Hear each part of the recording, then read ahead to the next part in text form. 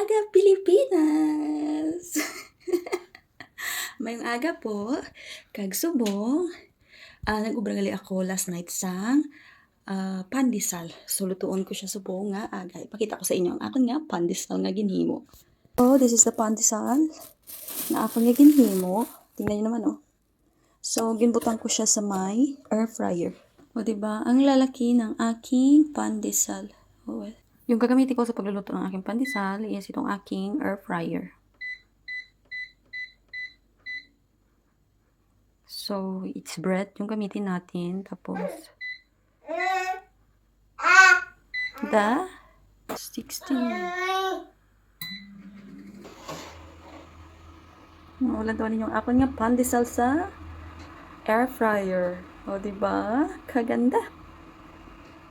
Ang apon nga pandesal. Tingnan nyo naman, oh. Itsura pa lang niya is crunchy na.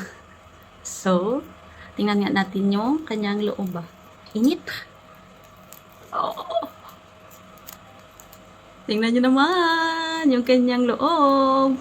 Kahapon nakagawa rin ako nito, pero nag-request ulit yung aking asawa kasi nagustuhan niya yung pandesal ba. So, ito na yung ating pandesal. Tingnan nyo naman, oh. With the partner of black coffee. So, tikman nga natin.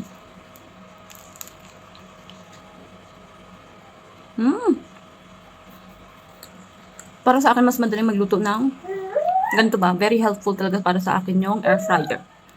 Kasi ang dami-dami kong maluluto sa air fryer ba. Namit.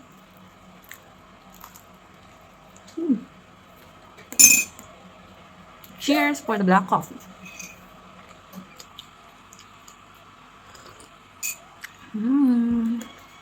Pamaham!